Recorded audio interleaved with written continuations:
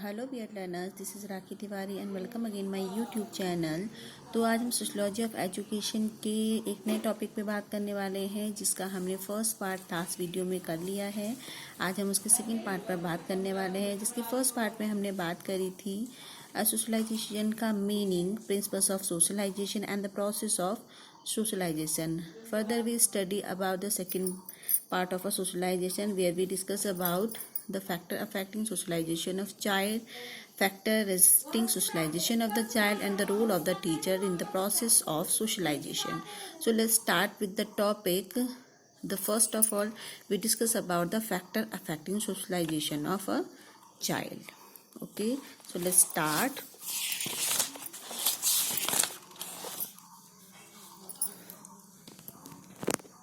तो स्टार्ट करते हैं आज के टॉपिक पर, जिसमें हम बात करने वाले हैं सबसे पहले सोशलाइजेशन के factors leading the socialisation of a child, यानी कौन से ऐसे फैक्टर्स हैं जो कि बालक के सामाजिकरण पर प्रभाव डालते हैं, या बालक का सामाजिकरण करने वाले कौन कौन से ऐसे तत्व हैं। तो जैसे कि आप स्क्रीन पे देख रहे होंगे, आपको कुछ पॉइंट दिखाई दे रहे हैं, तो उन पॉइंट पर हम डिस्कशन करने वाले हैं आज। तो सबसे पहला जो सामाजिकरण का तत्व होता है, कि जो सामाजिकरण करने में सहायता करता है, वो है हमारा फैमिली, यानी बालक का जो फैमिली होती है वो सामाजिकरण में उसकी हेल्प करती है कि बालक दूसरे अदर व्यक्ति से किस तरीके से बात करे और किस तरीके से उसका सामाजिकरण, या जो समाज के जो फैक्टर्स हैं, नॉर्म्स हैं, उनको रख कर, उनको सीख कर वो समाज में अपनी स्थिति को बना सके। तो सबसे पहली बात आती है उसमें फैमिली की। फैमिली हमें हेल्प करती है कि हमें क्या है, नॉर्म सिखाती है, हमारे सोसाइटी के नॉर्म सिखाती है, किस तरीके से हमने बिहेव करना है दूसरे के साथ, ये सिखाती है। तो फैमिली का क्या फर्स्ट रोल होता है। जैसे हम कहते हैं कि बच्चा अगर बाहर जाके कोई भी चीज़, हम कहते हैं कि बताता है, अपनी आइडेंटिटी को बताता है कि वो किस तरीके से, तो हम ये कहते हैं कि इस फैमिली से बिलोंग करता है, या उसकी फैमिली में इस तरीके का माहौल होगा। ठीक है। नेक्स्ट आता है आपका नेबरहुड, यानी कि पड़ोस। हमें पड़ोस भी क्या है, हमारे सामाजिकरण में हमें क्या है, हेल्प करते हैं, कि वो सिखाते हैं कि आखिर हमने किस तरीके से, क्योंकि परिवार के बाद पड़ोस जो होता है, क्योंकि सामाजिकरण का एक सेकंड पॉइंट माना जाता है, जिसमें हम क्या करते हैं कि समाज के दूसरे व्यक्ति जो हैं, हमारे पड़ोसी हैं, उनके साथ हम बिहेव करते हैं, जिससे कि हम एक समाज के एक नेक्स्ट स्टेप पर आगे पहुंचते हैं, सामाजिकरण की एक प्रोसेस पर आगे पहुंचते हैं। फिर आता है हमारा स्कूल, यानी कि हमारा विद्यालय, जो कि क्या है, एक समाज का लघु रूप जिसको कहा जाता है। विद्यालय हमारा बहुत इंपॉर्टेंट होता है, जहाँ पे हम बच्चा क्या करता है, सामाजिकरण के सारे रूल्स को वो अधिकतर वहाँ पर सीखता है, क्योंकि वहाँ पे क्या है, इस विद्यालय में हमें, स्कूल्स में हमें देखने को मिलता है कि डिफरेंट डिफरेंट कल्चर से लोग होते हैं, बच्चे होते हैं, टीचर्स होते हैं, डिफरेंट डिफरेंट एक्टिविटीज़ होती है, जिसमें बच्चा क्या है, डिफरेंट डिफरेंट तरीके की चीज़ों को सीखता है और समाज में एक छवि बनाने की कोशिश करता है, या जिससे उसकी छवि समाज में एक अच्छी छवि निकल कर आती है। नेक्स्ट आता है आपका गेम्स एंड स्पोर्ट्स, यानी कि खेलकूद। अब खेलकूद हमारा सामाजिकरण को कैसे, सामाजिकरण की एक कैसे तत्व माना जाता है, क्योंकि खेलकूद के द्वारा क्या होता है कि बच्चा क्या है, वहाँ पे समाज में हम की भावना, प्रतियोगिता की भावना, कि किस तरीके से हमने हेल्दी कंपटीशन रखना है, हमने किस तरीके से दूसरे के साथ सहयोग की भावना के साथ कार्य करना है, समूह के साथ कार्य करना है, इन चीज़ों को वहाँ पर वो सीखता है, कि जो कि हमारे सामाजिकरण में बहुत हेल्प करता है। नेक्स्ट आता है आपका scouting and girl guiding. Scouting तथा गर्ल गाइडिंग में क्या है, आपके समाज के लिए, समाज में एक बेहतरीन तत्व माना जाता है सामाजिकरण की प्रक्रिया में, क्योंकि इसके द्वारा क्या होता है कि बच्चे स्काउटिंग के द्वारा क्या है, एक समूह में रहना सीखते हैं, जिसके द्वारा वो क्या करते हैं, समूह में रहते हुए दूसरे की हेल्प करना भी सीखते हैं, और किस तरीके से एक साथ रहते हुए हमने कार्य को एक साथ करना है, इस प्रोसेस को भी वो आसानी से सीखते हैं। तो इसके अलावा और जो प्रोसेस हम देखेंगे कि और जो हमारे फैक्टर्स हैं वो कौन कौन से हैं, उसमें आता है हमारा कास्ट, यानी कि जाति भी हमारी क्या है, एक तत्व के रूप में कार्य करती है। वैसे तो हम कहते हैं कि जाति,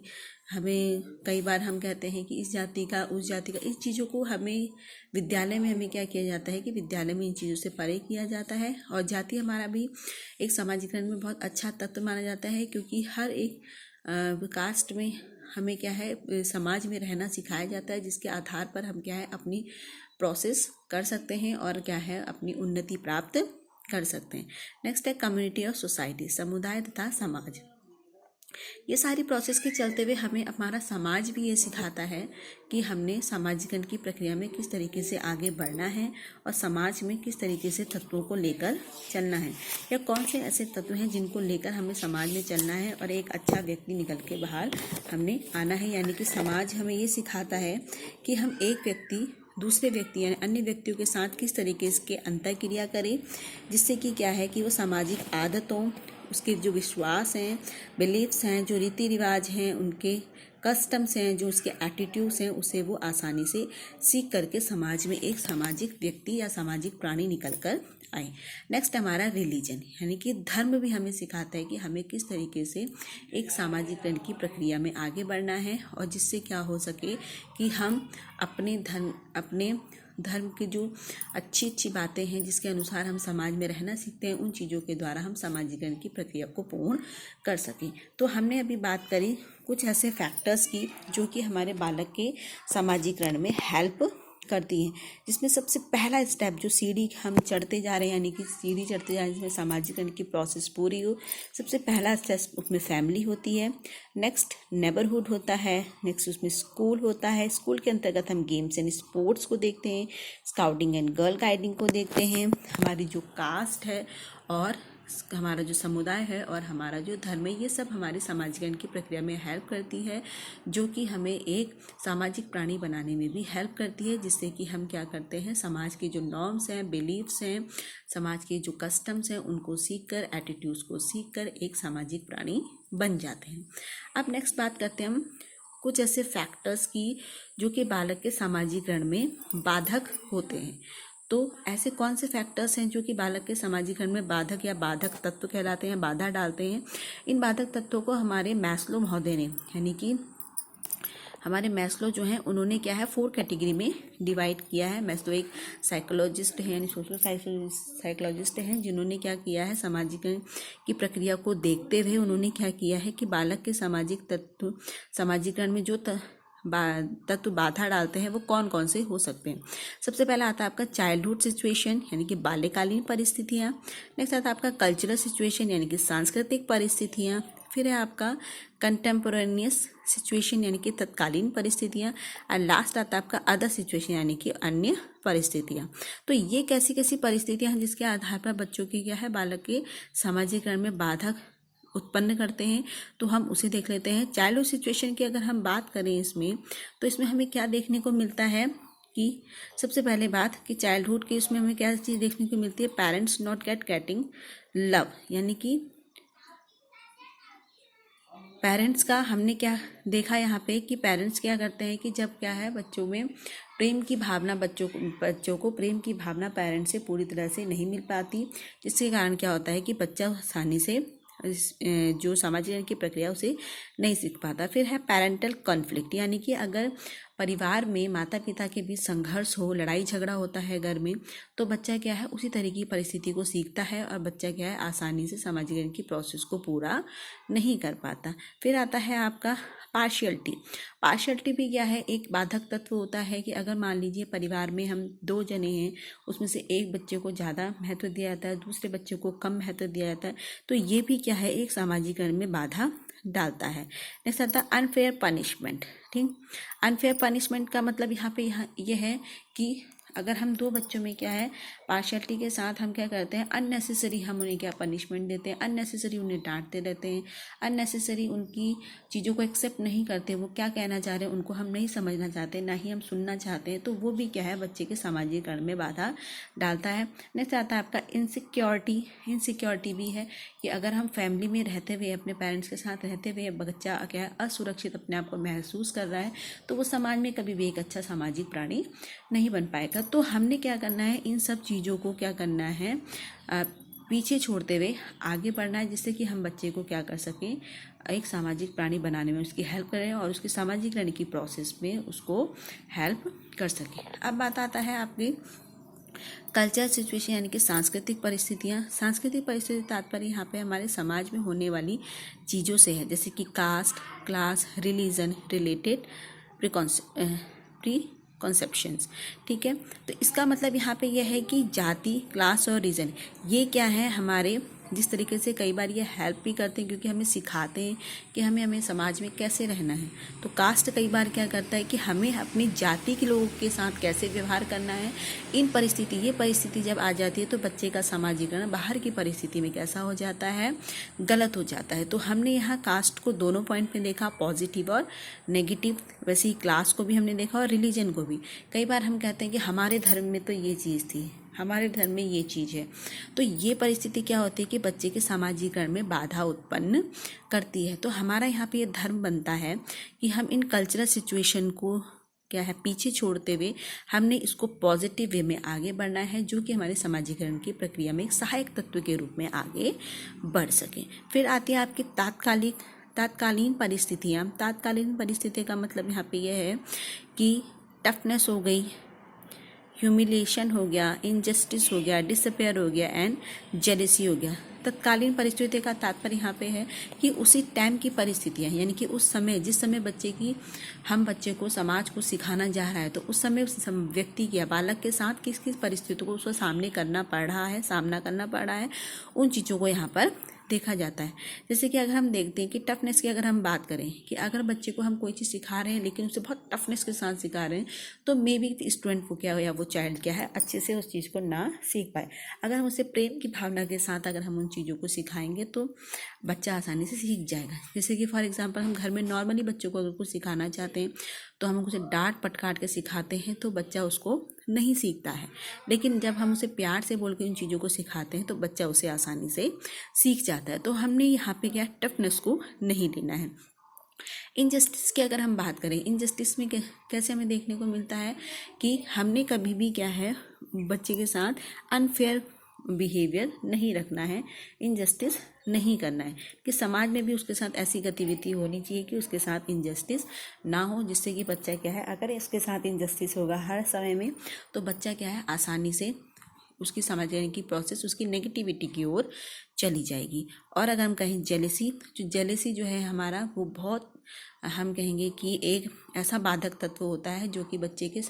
पॉजिटिविटी में, बच्चे के सामाजिकरण में बहुत अच्छे से हम कहेंगे कि अगर आ जाता है तो बच्चे की बाधा उत्पन्न करता है उसके सामाजिकरण में। तो हमें इन चीज़ों को क्या है तत्कालीन परिस्थितियों को भी ध्यान रखते हुए हमने बच्चों को क्या है पॉजिटिविटी की ओर आगे बढ़ाना है, उसके सामाजिकरण की प्रक्रिया को आगे बढ़ाना है। और अन्य सिचुएशंस की अगर हम बात करें